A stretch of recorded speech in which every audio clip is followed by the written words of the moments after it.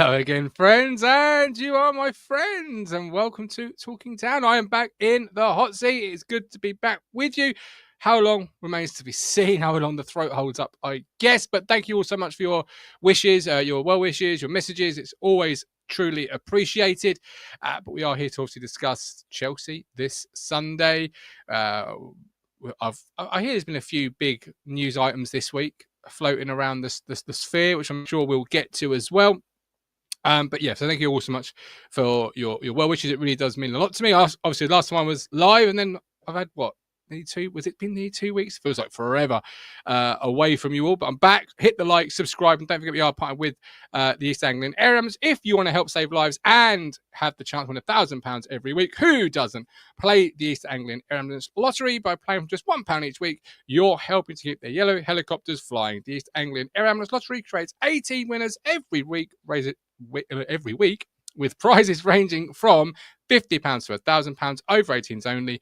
T&Cs applies, but please, whatever you do, gamble responsibly. Get active in a live chat. Whatever you've heard this week, whatever town topic, whatever town opinion you hold, please do get active in our live chat. If we drop a link, please do come on. Respect the parameters of dropping a link and having your say. Then you had kittens. I'm not going to lie. You had kittens last week, but apologies on that one again. Harps, I'm back. I'm here. I'm fully healthy, but I'm here. But yeah, so get active. Joining me this evening is Mr. Matthew Phillips. Matt, welcome in. How you doing? I'm all good, thanks. I was going to say, he's back, everybody. I wouldn't say he's healthy. I'm worried you might do a Smodix against Coventry, get halfway through, and then you're doing the old signalling to the bench. Well, yeah, well, through that segue, I was sort of getting tongue-tied. And that's how it started last week. Remember, I brought you in last week saying, "Oh, Matt, help! I'm getting tongue-tied." And that was it. I spent 2 weeks on the treatment table. That was it. He was gone, out the side. Big thanks to Leanne. Big thanks to Leanne though, because he stepped in, didn't he, for you, and done a great job. He was like George Hurst replacing Delap. Did a great job. I won't go that far as in say I'm Delap, although I think I'm probably worth more if the recent news coming out of Portman Road is to be believed. But we'll get into that shortly. No, look, I have a problem. Every time I talk, it feels like I've got golf balls in the back of my throat. So I thought, you know what, I need more than one person joining me on tonight's show so I can let the conversation flow. So joining us is a social media sensation, a star, an influencer. She'll say she's none of those things, but she has been on the overlap. It is, of course, Tractor Girl Amy Downs. Welcome in, Amy. How you doing? I definitely don't like the social media star description. That has a lot of connotations. Hey, there I am scrolling along. As Matt said before the show, you've got a lot of time on your hands, Mike, and I have. And I was scrolling, and suddenly you came up on my feed. It was the overlap. How was that experience, first of all? It was lovely. It's genuinely an honour to be asked to go on there. I was there in August and they invited me on and they said, look, we just want someone to explain the excitement of the promotion. I was like, oh yeah, I'm definitely your girl. I could definitely talk about that.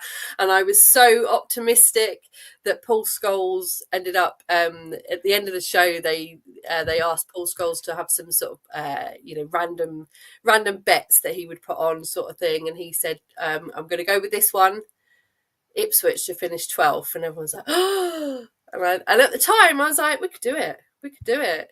So on the latest show, I was like, I owe you an apology. I'm really sorry. We've definitely not managed 12. Yeah, I saw that. What did he say, Amy? What did he say about Town? What did he say? He said that it's been disappointing, but that we've made a good account of ourselves and that they still think that it's understandable that we've struggled, but we've not ashamed ourselves. And I was hoping it would go into more of a conversation about the bottom three go down, the top three championship go up, and that's never going to change. But as you know, in podcasts you have limited time, so it didn't quite develop into that discussion. But I think there was a lot of respect in the room, to be fair, for what we've done. It's just, it's not nice to feel like one of the little clubs, is it? So exactly. No. And the optimism did fade pretty quickly after August, and it's gone all the way since then. Yeah, it went fairly quickly, let's be honest. And Trevor says the early start may have caught some people out. It may have done. The early start is purely my fault, so apologies on that. I didn't know I can't do late nights at the moment with my health, and I wanted to be on the show, particularly with Amy on, and of course I wanted to be back with this one here. I can't let him go alone too many times. We know how that turns out, and Sorry, I just there you go. I've had a week away. You see, I'm out of practice. Are you dropping a link tonight? We've just got to be. There's some parameters people have got to watch. No, Isn't there? I'm talking about. Links shall we drop actually this week? I shan't say. But one of the conversations you were having on the overlap actually is very topical, because it is a big conversation this week in the town world, and that is, of course, Liam Delap.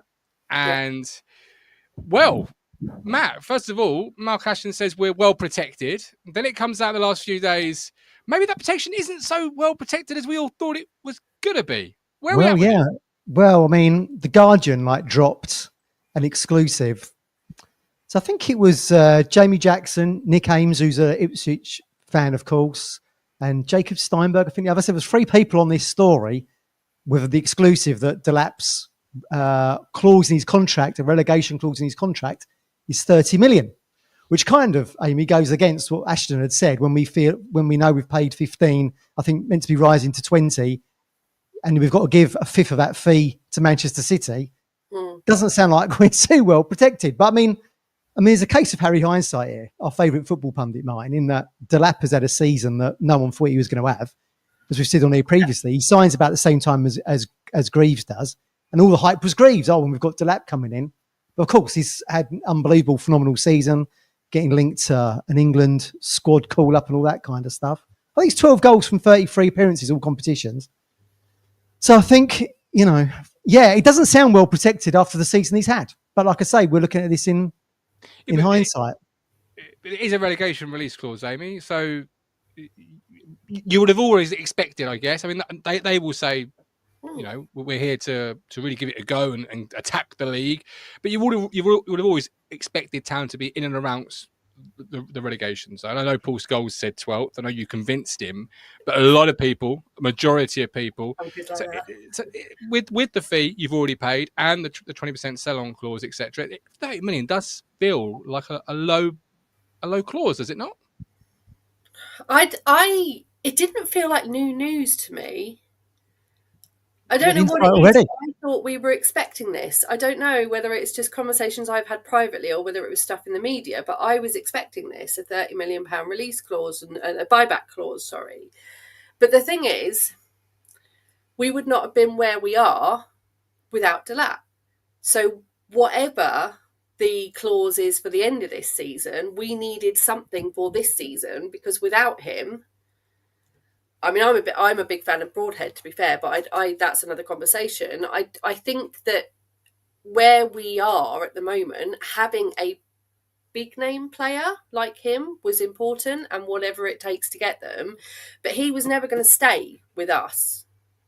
I think even if we'd stayed up, he's now had a season of regular Premier League football. So that then ups his value, so he can go to a team who are more likely to be in the Premier League for the long term. Oh, which is what he deserves. They asked on overlap, would I rather McKenna or Delap? And I said, well, actually, I don't want to keep Delap because I don't think it's fair on him. Remember the days of Kieran Dyer where you just thought, he was going on to better things. You can't hold them back. But I just think, look, we had him for this year, and without him, we wouldn't have been even in the running. Well, and we're not. That's okay. That's just part of it. Southampton, a team that we didn't even beat this season. It's true. I bet someone in the comments will know where we would be without his goals. Well, he's got half of them, isn't he, pretty much? Yeah, he's got half the goals, pretty much. Yeah. And I still don't think it's enough. Criticism of him, but it hasn't. Obviously, it hasn't been enough. So I think the issue, Amy, and you're quite right. I think everyone expected him to go. I just think they probably didn't factor in a relegation clause in there. You only know these things when you get told about them, right? And I think people were looking at 40, 50, 60 million. When you consider that someone like Solanke had gone for, 50, 60 million from Bournemouth to Spurs, I suppose. I don't know, it feels like he's going on the cheap, basically. That's what it feels like. But I mean, of course, the devil's in the detail, Martin. I mean, what does the criteria look like in the contract? Is it just 30 million bring you to the table? And then it goes up from there, or is it a flat 30? And Delap and his agent will work out what the best deal is for him in terms of club playing in Europe, what the wages are going to be, all that kind of stuff. I don't know. It just feels like Ipswich have had their pants pulled down a bit here, but it's hindsight again, isn't it? It's I'm hindsight very again. disappointed by it. I am. And you might see do you remember Luis Suarez a couple of years ago? Where was it Arsenal bid 60 million plus a pound? Just to open the negotiation, and obviously there was that whole saga around that. But it does feel like it's 2 steps forward, one step forward, 2 steps back, because you're going down. It wasn't enough on his own. We would have been way worse without him, which also speaks to the recruitment as a whole, perhaps. That, if Delap hadn't have taken the way he did take to the Premier League, or if you didn't bring him in, what would the situation have been? Because it feels like a gamble in the summer, that move. I remember having a conversation on this platform, Matt, with Frank several times about, is the fee too high or whatever. And I have big belief in the player, but am I wrong in thinking it was a player that was actively pursued by many clubs last year that they needed to perhaps have been? I think, certainly South. I remember Russell Martin when he said that they'd been looking at Delap, and I think Company had when he was at Burnley.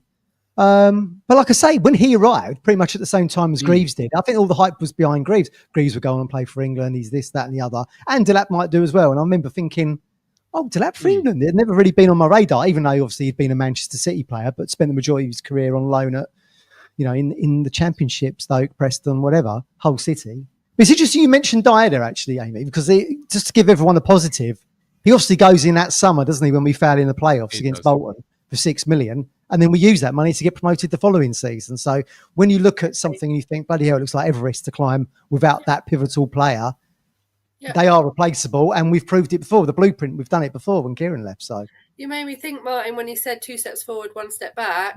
No, what we've done is 10 steps forward.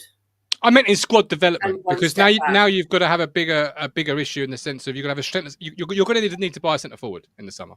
George Hurst isn't going to be able to cut it on his own. No, I agree with that. Yeah, we got Al Hamidi coming back, of course. You have. So when I say 2 forward, I don't mean your league position or your overall club worth. I mean purely from a squad development. Your 1 centre forward is now going to leave for what could be 30 million, but let's factor in the 20 million you've already paid, the 20% sell-on clause. What's your profit? 5-6 million? It's not going to be much. Did we not learn from this year, though, as much as we needed a striker, there was a lot of other areas in the team that needed strengthening? Yeah, but goals win games. How long you got? And we went all out on strikers, and we haven't had. I would rather. I personally am more worried about Cajuste not being there next year. Yeah, see, Matt isn't. But no, from where we've come to, or where we've come from, and where we're going, the club's light years. I mean, it's like Star Trek Voyager. We're about a million light years away from where we started. But in a squad development and a squad progression, particularly when you factor in who else has got relegation clauses, what do they look like, and how what is that going to give you flexibility wise in the transfer market? It's just a massive blow. I don't know if I'm alone in feeling it's a massive blow to think you could be losing not your only best player, but the best player from this year for what feels like 20 million less than people were talking about. And when you get several times in the comments, we've still made a profit. Yeah, but 5 million more profit. No, that's the thing. Yeah, because you want to reinvest it, right? Because as you just said, have we not learned there's other areas of the squad? Yeah. So how are we going to improve those other areas? You want to put that profit. It's like a business, Amy, isn't it? You want to put that profit back into the product to get better other areas. Yeah. But then it kick you on for the next time you come back. But club wise, off the field, light years away from where we started. But just squad development wise. The more profit you make, of course, then you actually... I mean, we probably could afford Cajuste in the Championship, as whether or not he would want to drop down into the second tier, having spent the majority of his career in top-flight football. He's, 8 to 10 million? I mean, I seem to remember Leicester bought Winks, didn't they, for 10 million in the Championship? So, I mean, these are like... Ipswich historically, over the last 20 years, have not been used to paying big fees until we got to last summer. Exactly. And suddenly start flashing 120 million around. Exactly. I mean, we should maybe get used to spending 8 to 10 million in the Championship, and we're in that ballpark now. Hutchinson was our record buy at 20 million, for goodness sake. Someone just said about at the time Dyer was our record sale. With these numbers are not something we've ever been used about to. 6. yeah. Sam Howe says Coventry sold. Help me with the pronunciation of this name, Matt. Gorkarez. Coventry sold Gorkarez 25 million. Got 2 strikers to replace him. So I mean, let's wait to see if it's an actual. Let's wait to see if it's an actual clause first and foremost. We'll never know until we know. And Well, that's a good then point. we probably won't Actually, know. they bought in Yorkeres, didn't they? And what's his name? Hamed, is it the Hammer? Timor Hammer from PSV, who's got Sheffield United now, and they've had 2 breakout seasons at Coventry, and no one knew who they were up until that point. You know, so it just goes to show that you could be on the periphery of a first 11 somewhere in the Premier League or Europe, drop into the Championship, you'll look a world beater. So. But I can't deny I'm bitterly disappointed if it is the case, because I've been dreaming of this influx of money that we can then go and spend on, very similar to Dyer, but fast forward to today's money in terms of that 6 million there when you got your Matt Holland, when you got you a couple of other players, and really laid the foundation for that European springboard a couple of seasons later. Well, he won't be the only sale, Martin. It's probably another argument for how these top 6 are absolutely ruling the Premier League and the rest of us are screwed. Yeah, no, it's true. It's true. Very true. Very true. Yeah. Did you say that on the overlap, Amy? I did, actually. No, good for you. Several times. It needs saying. Yeah, Amy really stuck up for the small guy. She laid it on the line. She was brilliant on the overlap appearance. It was one of the greatest things I've seen, and some of the fans didn't appreciate it. It felt like in attendance, but I think Delap's going to. Well, if you don't like people, who I mean, look, McKenna said his press conference, he might not go. I mean, I think that's wishful thinking. Yeah, but you've got to think Leif Davis is probably going to be in the conversation with a club in the Premier League, and probably Omari. I think they'll probably be the 3. I'd have thought. Plus, you're losing your loan players as well. He'll be amazing in the Championship, but he's not quite cut it in the Premier League, has he? So if you go Omari, Davis. Oh, Davis. Well, he's defensively been found out a little bit, I think, but I could see maybe going to. He could go. Maybe, I mean, he obviously had that loan period at Bournemouth, didn't he? He could maybe go there if that Kirkes goes to Liverpool, which is the big rumour. But yeah, I agree with you. I mean, he's been very good coming forward, and as Martin always likes to say, his actual chance creation stats are really high. But I think he's probably been found out a little bit defensively, as of all the Town squad, quite frankly. Which is why we've shot quite a few goals. Yeah. I don't see many going. If I'm honest, I don't see many. Possibly. If you need to fund, particularly now, if you need to fund a couple of players being brought in, one of them being. I mean, are we in agreement in that when we get relegated, we are going to need to go and buy a striker that you haven't got? You haven't got that striker all in the building, or are other people in disagreement with that? Well, I mean, he's going to be very difficult to replace Delap because it's England quality, isn't it? He's right on the periphery of that team. I'm pretty certain if he goes to Man United or Chelsea, whoever it is, as you've rightly said before, Martin, as soon as we kick off the new season, September international break, he's in the squad. Tuchel will try him out. No one really springs to mind at the moment as to who might come in and replace him being that pivotal role. It doesn't feel like it's going to be Hurst to me. I agree with you on that one. I mean, people are talking about that Richard Kone, who's the top scorer for Wickham in League One. Again, he's a bit of a unit, can hold the ball up well. I think he was playing for Newham Athletic or someone in the 8th tier of football about 2 years ago. I mean, would the Championship be too much of a jump for him? I mean, I don't know. I mean, League One certainly hasn't been. They'd have been planning for this for a long time, wouldn't they, Town? So, I mean, they obviously have the targets there. But we'll have to wait and see. I mean, it'd be an exciting summer, I think, anyway. I'd hope we're past the point of looking down the lower leagues now. Surely we need something proven than that. Yeah, true. Especially if you're looking to replace or give competition to Hurst and Broadhead. Broadhead, for the second half of the season, has been, in my opinion, from what I've seen, been very good. And Colin has just said, and actually that name had completely slipped my mind, so I do apologise, Sammy Smudditt.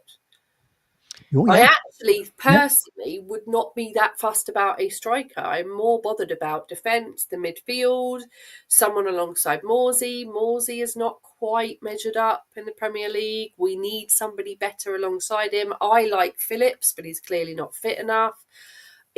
For me, the rest of the field is more of a worry than the forwards. And like you say, I'm not a big fan, but Ali Al-Hamadi's clearly been enjoying the year, hasn't he? So he's done all right. Well, I mean, he got bonus Premier League appearances, didn't he? And he's been doing all right at Stoke, I think, until he got injured. Yes. You're pretty much replacing all the team then, Amy, apart from the keeper. You're happy with Palmer now, are you? I So the think musical chairs. anybody other than Muric, I'm Yeah. totally fine with. Listen, Let's not go into that. Yeah. please. Sparks will be immense in the Championship, Colin. But he's not a striker per se. He's not the Pay off the striker, isn't he? I think. play off the With striker. our tactics, anyway. Yeah. You know, I just don't see that there's anybody in the building at the moment. Be that. Yeah. I'll change that. Currently contracted by Ipswich Town, so whether in the building or out on loan. Marcus Harness is only on loan, isn't he? I believe. There you go. He's alone, isn't he, Derby? Yeah. Yeah. Great question. Yeah, but see, I just don't see anybody that I would say is going to lead the line for my promotion charge. And then also They just did. Well, no, but they just did. They just did. We've just got 12 months relegated, ago. and we haven't even broken 20 points yet. So you've got to also look to think about, okay, where we're going to be in 12 months' time. Yeah. Where do you want this squad to be in a year's time? Where do you want that player development to be in a year's time? You know, and this is one of the things that I believe, and it might be my opinion, that relegated teams, you know, have to do when they come down. You're not only fighting the front on one front, you're fighting it on a 2 year down the line. Where do you want to be? You want to obviously get to Premier League instantly, but equally you don't want to go back up and then having to spend circa 150 million quid on having to replace, you know, the 5, 6, 7 shot stop gaps you got, because you're continuously going to go through a squad, you know, circa Paul Jewell, Roy Keane days numbers in that way, aren't you? You know, I think the recruitment for this season is going to be key, isn't it? Because everyone wants to see Ipswich contending as in the automatic spots and to come back into the Premier League stronger. Yeah, but you don't want to be in the same position as you've just been in the previous summer. We've got to spend 120 million to boost the side up. So that's what I'm saying. Yeah. So it's that buying with a purpose of short-term goal get out of the league, but also, you know, because otherwise it's that squad churn. But you know, they're much better than I am at doing it, obviously, because they've got. You want someone who can hold. You need someone who can hold the ball up and bring in, as you rightly said earlier, Amy. Like Delap scored 50% of the goals. Basically, we've not seen the goals shared across the team, which we've had in the run from League One to the Premier League. So maybe it'll be someone who can. Who's the guy they wanted to get from Blackburn when Gallagher went to Stoke in the end? Not a phenomenal goal scorer, but someone who can hold the ball up and bring the free in behind the midfield in to share the goals around is probably what they'll be. Is probably what they're going to be looking at. Colin's suggesting, I never thought I'd see the day, Colin. You'd suggest a Norwich City player in Ipswich colours. George Sargent. Yeah, I'd take him. Good player. Yeah, very good player. You know, as I say, they're much better than I am, because they can do back-to-back promotions. I can't even do back-to-back shows. So, you know, we're in fine hands. We're in fine hands. Okay, moving it on. Talking about fine hands, McKenna. Sort of saying, he's going to be staying that. I know we spoke about last week. The very last time I was on a show with you, we spoke about, you know, once it is sort of more or less confirmed, that conversation is going to start to happen. Well, you know, full credits to Stuart Watson from the East Anglian Daily Times. He stuck the question out there. So full respect to Stuart for doing that. McKenna responded. What did you take away from his response? I think it was great they asked the question, because we've been discussing this for a while, haven't we? And he obviously said he was happy at Ipswich and sees himself at Ipswich next season. But that's when he's answering now on April the 11th, before the season's over. Wait till we get into the musical chairs of the Premier League and see where all the pieces lie. Because I think Spurs don't win the Europa League, Postecoglou will go. That might open up someone at Bournemouth. And then you've got Brighton might be looking to change again. Brentford, if Thomas Frank gets poached. I don't think Wolves are going to keep Vitor Pereira beyond this season. Already talking about someone else. He was just brought in to be the firefighter for this season. Now, I'm not saying McKenna would go to Wolves or anyone like that, but once these positions start opening up on the football landscape, suddenly you're on the merry-go-round. So it'll be very interesting. There's talk of Glasner going back to Germany with Palace, and we know he's been linked with that one before. But look, when we discussed whether or not McKenna had a future, you know, at Ipswich in this Premier League season, should we have made the change? Remember, out of the bottom 7, we're the only ones who haven't done so. I couldn't think of anyone to replace him, and I still can't really think of anyone. That you'd have to be a McKenna clone. Would have to come in to get us back, you know, fighting at the top of the Championship. So hopefully he's enjoying the journey and will stay with us. So he's given that message today, but you'd expect him to say that. What was he going to say? No, I don't know what I'm going to do. Respectfully, that feels like you've changed the parameters of the question that you wanted to ask. The question was asked that you wanted to ask. Now you're changing how he's supposed to answer it. Yeah, you've got to look into the context of it. Yeah, absolutely. Yeah, there's a whole narrative underneath that, Martin. Of course. Right, Amy, what are your thoughts on obviously McKenna sort of committing to Town at this? I know Matt says April 11th, anyone can do that, but what are your thoughts on it? My argument is the journey's not done yet. He has had an incredible few years with us. We've made it to the Premier League. We've struggled. I don't think he's proven himself yet. And I would like to think this probably idyllic picture that I have of Super Kieran McKenna in my head, the name that my 5-year-old chants because he knows him, and every time he comes on the TV, he loves him. I want him to finish this journey, and we are not done yet. We haven't hit the end of that 5-year plan that we had when we got taken over. He's not done yet. And I would like to think that he comes across as the kind of guy that wants to finish the journey. Having said that, Matt is absolutely right. We don't know what's going on. I mean, look at, not even this time last year, but look at May last year. Within a week of getting promoted, there was a picture of, sorry, my mind's gone blank, Mark Ashton in the restaurant on the quay talking. And it's clearly linked to how we were going to keep McKenna. That's literally within a week of promotion, we nearly lost him. And for me, he was the best signing we had last year, and he will be the best signing we keep next summer as well. At least we'll get a little bit of money if we do lose him, but again, probably peanuts compared to what we deserve. But the part of me that still believes in the George Burley era, when we all were for Ipswich and it was a lovely story, still believes we've still got a little bit more in this tale, and that he will stick with it, because he will be a lot better off having stabilised a club like Ipswich in the Premier League than darting around when somebody gets sacked and they pull him in desperation. I think it will be better for him in the long run, and I hope he hears that. Agreed. Yeah, I was laughing then when you said about getting money from McKenna, because who's going to end up with the most overall profit? The salad of McKenna or the salad of Delap? Exactly. Which one's more profitable? And if I had the money, I would pick McKenna. I'm sorry, as Liam Delap is incredible, but I would spend the 30 million on keeping Kieran McKenna for 10 years, for goodness sake. I would rather have that stabilising, that story, that development that we've seen. We could not have done it under anyone else, and I don't think we'll do it again under anybody else going forward either. It does scare me. Sam Howard, sorry to say this, but what is the destination of this journey we are on? Is it to be established in the Premier League? The goal. It's the goal to be like a Bournemouth or a Brentford or I'm doing the Bees there, but somebody who's Brighton. And then the next thing, in 5 years' time, we'll be moaning because we've got no chance of getting into the Champions League because that's gone, and we've not even got the interest of being relegated. So I'd much rather do that than have 15 years in the Championship stagnating. Can we just stagnate in the Premier League for a bit?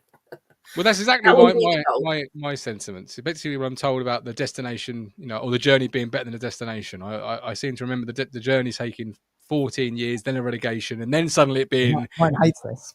I hate it. It drives me up the wall when I hear people say, "Oh, the journey's better than the destination," because you're missing out a huge part of the journey, which was 0-0 draws at home to Bristol City on a Tuesday night in front of 8,000 people or whatever.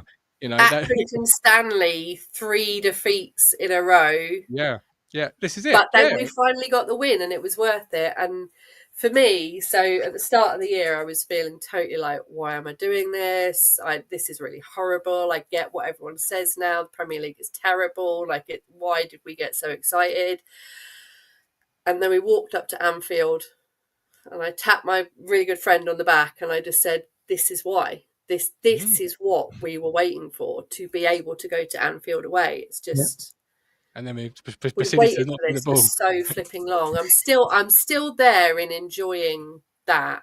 And did you have that moment at full time after at Anfield, by the way? When you see your scene? Actually, because we had a really nice time. We all kind of, because the way tickets are, you don't actually get to sit anywhere near your mates, and so we sort of met up with each other outside, and then we walked round, and there was some statues, and we were trying to work out what the players were, and my friend and Anne, who probably will watch this at some point, was telling me who they were, and we had a picture in front of it, and that might have been Old Trafford, but there was outside the Cop at the Anfield, where they've got massive posters of their big players and things, and it was just like, actually Shankly's there, isn't it? Shankly statues there as well. That's Yeah, it's the good one. when you go. That's Yeah, it's the all one. good when you go Yes, to these it places. was. Yeah, I agree. And it is like, I don't want to be a tourist, but actually I'm going to enjoy those days because we're not. Oh, I love taking the photos. I've got. I was going to say, I don't want to be a tourist, but there I was with my camera, just snapping away. I've got magnets on my fridge. I've been collecting magnets. I got Excellent. one that was just the Tottenham Hotspur badge because we won. I was like, right, I'm having that. Thank you. I'll Yeah. pay it dinner. I don't Good care. choice. Have you ventured into the half and half scarf territory? No, I've got a really brilliant video of a load of tourists descending on someone buying half and half scarves because I was just like, but no, we definitely haven't. In fact, one of my favourite things from away days has been looking at the half and half scarves and seeing what the badges are. Because Oh, obviously okay. they can't have the Oh, official okay. one. So Well, seeing yeah. what they decide to Mm. put on the Ipswich badge. And it's just really random, like a football, or it's not even a tractor So- or something like that. It's just a ball or a foot. It's so that was fun. what. I kind of want Yeah. to buy one just because they're so funny. Well, you're more than welcome to. Anyone is able to buy them. That Must was be my sort all of mine, my most ordinary welcome to Premier League moment. The first game of the season when there's people there selling half and half scarves. I'm not used to this at Portman Road. I'm not used to this level.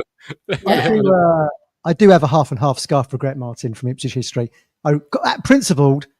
I wouldn't buy one at the San Siro, which was half Inter, half Ipswich. Official merch it was. Now I regret that. And I see people sometimes wearing that at Portman Road. I think, should have got one, man. Will we ever get back to the San Siro? I don't know. I own one. It is from our friendly against Dusseldorf in 2015. A good one. I don't have it. I'm quite proud of that one. I'm happy with that That's one. good. Actually, I do. And I do get the San German Siro. fan gave me You that. get it. I totally get it. Like my youngest's first game was against Everton, and I would have been very tempted to buy it had we won. Because he always will never forget what the score was against that. So I get it. I get why people do it, but I personally couldn't bring myself to. I've got that. I've got the Fortuna one. One of the German fans gave it to me. We've started this conversation as being against half and half scarves. Now I'm not. I'm neither for or against. I'm always in the middle. You know that. Ryan is a Wolves fan who has subbed to the channel after our last game. He says, "Good luck next season. Hopefully, you'll be back." Thanks for subbing, Ryan. Welcome, and hopefully you'll stick around to see us tear up the championship as we go on a 46 game unbeaten run, and we win every single one. How much medicine have you had? When we played there, we were on the train with a load of Wolves fans, and they were just like, you're definitely going to win today. There's no way we're going to do anything this year. It is mad to think how much they've changed since December, I think that was. It's a good manager, Vitor Pereira. It's very good management. He was in the second half on Saturday. Tactically, run rings, I feel like, around what we were able to do on Saturday. We weren't good second half. But anyway, moving on. This weekend, Chelsea. Obviously, at home, we were fantastic against Chelsea. A clean sheet. Kept players like Cole Palmer in check. And we won the game. One of our very few and far between wins, but we did win the game. Our only home win. Our only home win. Thanks, Matt. I wasn't going to quite level. I wasn't going to quite. Sorry, on Town fans. I wasn't going to quite level that on them. But okay, as you've mentioned it, one of our only home win. What are our thoughts heading in? I mean, it's irrelevant now, isn't it, Amy? But it's just enjoy the moment, enjoy the occasion, enjoy what we've got left of the Premier League campaign. And as Andy Warren, was it his banner? We'll be back. Yeah. It was. Someone needs to sort that out for the last day of the season, don't they? Yeah, dust it down, Andy. Dust it down. It's a hard one because I always go expecting to lose, but I have that hope that we might not. And there's a part of me that wonders, now the pressure's off, because we're not relegated officially yet, but we basically are. Might we have a bit more fun, and might we play a bit more football, and might there be a bit less tension? There's a lot of the games, in my humble opinion, has been a bit of nerves and a bit of almost being too polite, like we're not quite meant to be here. So might it be, do you know what, let's just enjoy this? And we did beat them at home. So I was hoping we would go into it off the back of 2 good results. Sadly, Saturday didn't give us that, but had it done, we're a confidence team. We play well, but then we also pull random results out like Bournemouth. So It's the hope that kills you when you go to games, isn't it? Although we are officially not relegated, Matt, as Colin says. Well, I was going to say, I think Amy's spot on there, and I think that's what borne out that Bournemouth result, because Wolves had beaten West Ham the night before, and I'd messaged my brother-in-law saying, who's a hammer, saying, "Cheers, you've just relegated us." I think Ipswich did play with a bit more of a freedom in that game, and played very well in that game, and deservedly held on and won 2-1. So there's the blueprint there to give, and we saw that at Pullman Road, gave Chelsea loads of possession, passed the ball around. I think it was something like 80-20% on possession, something like that. Yet we win the game 2-0, and we kind of did that with Bournemouth, didn't we? Let them have the ball, and we sucker punched them with 2 goals, didn't we? We had 2 shots in the entire game on target and scored both. So more of the same at Stamford Bridge. But look, they're pushing for. They won. Their reserves won 3-0 last night, didn't they? In the I was going to say, what are they playing? I don't know where they are in the league. My son got a question. Fourth. So they're pushing for Champions League. They're wanting Champions League. Yeah. So. Yeah, I've got a question from Banger After Banger, DNB. Will it be seen as a massive failure if we don't bounce back to the Premier League in the first time of asking? Amy? It has to be. As a sustainable business, we need to be going back up again. We know that.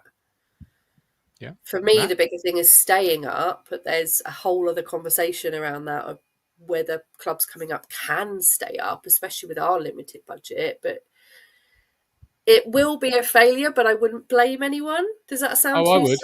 Oh, we will. Don't worry about that. Don't worry about that. We'll do that for you. It would be a failure. For me, it would be a failure because that's the goal, isn't it? I mean, the journey has always been, as we've said before, and we've got there ahead of time this time round, is to be, and you said it earlier, Amy, a team that's competing in the Premier League, be it, I don't know, around mid-table is what you're looking at, and then you build from there, don't you? To follow you. Otherwise, what's the point? What is the point in everything we've done? Yeah, exactly. I don't think a club coming down from the Premier League now with the parachute payments and with players that are assets to be sold like Delap, there's no excuse really. I mean, look, it's going to be decent for us because I think Southampton are going to be rebuilding. I think Leicester will start the season rebuilding with a new manager and new players, and hopefully Burnley, Leeds, Sheffield United will be in the Premier League. And you're taking out the 3 heavy hitters there. Obviously, you're going to have Birmingham coming through. They're going to look to replicate what we've been doing, aren't they? Then they're going to be strong next season. Yeah, but there's no excuse really for Town. There's no excuse for Town. They're set up to be promoted next season, 100%. I've seen that floated a few times now about Birmingham. And there's only a very short number of clubs that have gone back-to-back for a reason. Like, just because you've got a promotion doesn't mean you're going to go back-to-back. Just because Town did it a year ago and you've got some money and you've got the momentum. I've seen that mentioned a few times now across the Insular. Well, I think it's because you suddenly... It's a very short number of teams. But they've not had the investment that Ipswich and Birmingham have they? I mean, they've had uber money, Birmingham. I mean, look, bloody hell, they spent, 15 million on that Stansfield we tried to buy for under 2 million. But how many goals have you got this year? I don't think he's set the world alight, has he? I'm not a League One fan. I don't know. I'm just genuine question. Yeah. He's certainly not top scorer because that Kone, I think, is at Wickham. I'm only saying this off the top of my head. I'm not sure. I'll have a look. But I mean, they're promoted already ahead of time. So they've been promoted this week. So they're definitely going back up. Yeah, I just think there's probably a bit of a buzz about them because they got relegated with a bit of a whimper, didn't they? Now Tom Brady's come in there, put all the money in. They're redeveloping around St Andrews. So I think, they want to they'll be on a real high and a real buzz. I just don't necessarily, I mean, and as history's volume of investment. Yeah, just the volume of investment. I don't think Ipswich were lucky that Marcus Evans was prepared to write off the debt in order to sell to Game Changer, in order to give us the best chance possible to get into the Championship. And who knew that was going to be such a quick springboard back into the Premier League? And it's pretty much the same model as Birmingham. But just look at what we had to do, though, as a smaller side coming out of League One to get into the Premier League. We only lost 4 games, I think, wasn't it? Last season? I think I stand corrected. I think he's got 18 goals this year. Has he? I think, stand well corrected. He's done all right. Wait, it cost him 15 million. You want to see a return, don't you? Yes, phenomenal return. Phenomenal. Yeah. I'm not a League One fan, as I said very quickly after I said it. But 18 goals. Wow. He's done all right. The boy's done all right, isn't he? Kone's got 8. Joint top scorer with Kone and that Charlie Kelman, who's at Leyton Orient. Charlie Kelman. Okay, fair enough. All right, there you go. I just think whoever comes up from League One, we don't need, yes, we need to respect them because of what we did. But our job from now on is to not worry about it, because we are one of the Championship big boys. The way we have played this year, we should be able to convert that into being absolute stonkers next year. So Agreed. don't worry about what's coming up. Maybe that's what Leeds did wrong. They worried about other teams, and they've had some really odd results in the last 2 years. What we need to do is just come out and play as we play. Well, they've thrown promotion away, Amy. You're right, haven't they? I mean, Leeds fall apart again is the cliche, isn't it? But they have. I mean, that's what's happened, and you've seen hallmarks of it in the last couple of games. Yeah. Okay, so I'm not going to ask you about from 1 to 11. I'm going to ask you for any changes you're going to make this Sunday. Matt, any changes for you this Sunday? Yes. Or are you going to extend out the same? Okay, who are they? Why? I am making changes. Hold on, bear with. I've got my team here somewhere. Hold on a second. We don't want dead air, do we? Here we go. Yeah, so I would probably bring back Greaves if fit to go in the Burgess role, left side against Chelsea. Okay. I'd probably do that. I think Leif Davis will come back in at left back because there was talk of Townsend having a slight hamstring niggle, wasn't there? So I think that's going to happen. I think they'll probably keep Moores and Cust in the middle. I'm probably taking Johnson out and putting Philogene in on the right-hand side of the three. I'll move in Ciso into the middle. Sorry about it, Amy. I'm going to take Broadhead out. No, it's fine. I'm scrolling because I'm trying to remind myself what the team was. So you keep talking. So in Ciso in the middle, Broadhead steps out back to the bench, even though I thought he did all right against Bournemouth, maybe not so against Wolves.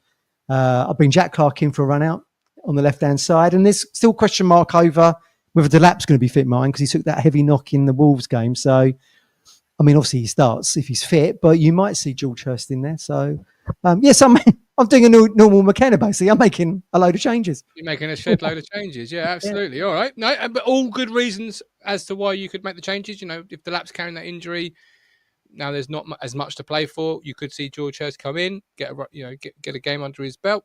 Agree with that. All right. Who was your man of the match against Wolves, by the way, mate? Well, I gave it to O'Shea. I thought he played very well. And let's not forget, he had a very good partnership, I think, with Greaves at the start of the season. It'd be nice if they could finish with that. But especially there's a question mark around whether or not Burgess will be here next season. But that's obviously a conversation for another show, isn't it? I'm not sure I can award one. Oh, you're in that space. Yeah. Fair enough. Very much so. Very much so. Very disappointed after last Saturday. Very disappointed. Amy, any changes for you? Honestly, when I saw that squad, I thought that was probably our strongest team. Strongest, yeah. Beat Bournemouth, didn't it? So, so I feel one of my things is Broadhead, and I've only just realised he started. Apologies, I was doing other things on that Saturday. But for me, I think you have to play your strongest, and that might be what's important going into the end of the season, is playing your strongest, because then that hits the momentum. Once we hit August, I don't know. I don't know. I really don't know. I'd love to see is Smodic still injured? I lose track of I'd really love to see somebody come off the bench and do something. I'm trying to think back to who played against Tottenham, and because we were super confident back there. Well, we just played confidently, and I feel like we need that again on Saturday. I don't know. I do not know what the answer is, and I actually think he's probably onto a losing battle here, but I personally would rather stick with the consistency, because no, that's fair. That's fair. Something we've often called for, which is why I wasn't critical last week of the unchanged 11. I know people said, you can't criticise a man for making too many changes and want him to stick with an 11. And then the one time he does it with an 11, play Harry Hindsight on him and say, you should have made changes. Well, no, you've been calling for consistent selection all season. Yeah, he did it. Maybe a bit late for consistent selection. Yeah, and maybe and there's an argument for a bit late or the wrong time. You know, back-to-back games in the space of 5 days or whatever. Yeah, there's those arguments. But equally, for me to sit up here every week and say we need consistency, we need to stop chopping and changing, and then. Which is why I'm glad I wasn't on the show Sunday, because I think I would have said something very similar and sort of fought that corner. Even if I didn't, and a few other swear words. Well, yeah, even if I didn't agree with necessarily a few of the selection, I wanted it for so long. I felt really bad saying, you should have made changes, because I've called for it for so long. Called for it, haven't we? Consistent 11. So yeah. You can't pick and choose when that consistent 11 sadly arrives. That's always been, like, with every manager we've had in the last decade. The problem has been when they start messing about with the team, every time. So it has felt frustrating, but also it is hard when we don't have a team that's strong enough for the Premier League. And injuries, that of course, yeah, that doesn't help. All right, score prediction then. Obviously, it was 2-0 last time these two sides met. Will it be 2-0 to the home side this time? Will it be 2-0 to the away side? Will it be a different result? What are we saying? Amy, what's your score going to be?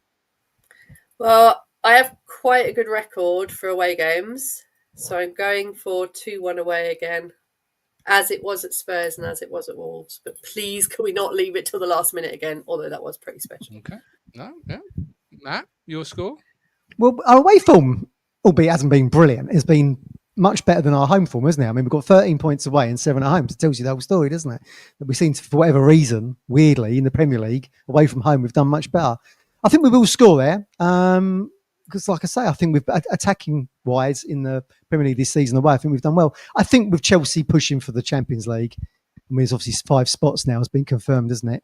For the end of the season in that competition. Yeah. I think they'll probably just edge it, to be honest with you, maybe 2-3-1. But I hope we go there and, if we could put in a display like we did against Bournemouth, then we might be able to shock them again. I thought that was. I said at Anfield, as long as I get to see a score, and Old Trafford. As long as that was a good goal to see, wasn't it? Great. As long as we score one. Yeah, absolutely. Yeah. Let's hope. Let's hope we're competitive. We're putting a decent performance. Reward the fans again who'll be there in their numbers. And like you say, Amy, we need good performances to go in to take some momentum in a disappointing season into the summer and then into the Championship. So yeah. I don't think any fan is going to walk away annoyed that we've lost. I'd like to think, because at this point we're just beyond that, riding out the time. So true. Yeah, exactly. True. Yeah. All right. Well, my prediction for this weekend is that if you're living life in pain, you should give Freddie a call. Stowmarket Osteopaths 01449 613 633. Don't live life in pain. Give Freddie a call. He's the governor. 01449 613 633. That's Stowmarket Osteopaths. Right, we're done. This lovely lady is Amy Downs, overlap sensation. This gentleman here is the one, the only Mr. Matthew Phillips, held the fort down admirably while I was away. I'm off to find the nearest sickbed. So back to normal. Get some rest. We'll be back again, Martin. When we back, because it's Sunday kickoff, isn't it? 2 o'clock Sunday. We're back Monday evening. We've got match reactions. Well, I'm getting deja vu because I went through this last time I was on the show. This is off all these shows and I never did any of them. We are back Sunday afternoon for the match reaction show, obviously post shock win away at Chelsea. Yeah, like it. Then we're back on Monday to give the reaction to said shock away win at Chelsea. And then we're back again for a match preview a few days after that. Time to be determined. I haven't looked at my diary. TVC. Yeah. All right. TVC. That's it. Right. But until then, thank you for watching. Take care, everybody. Have a great weekend. God bless. All the best. Bye.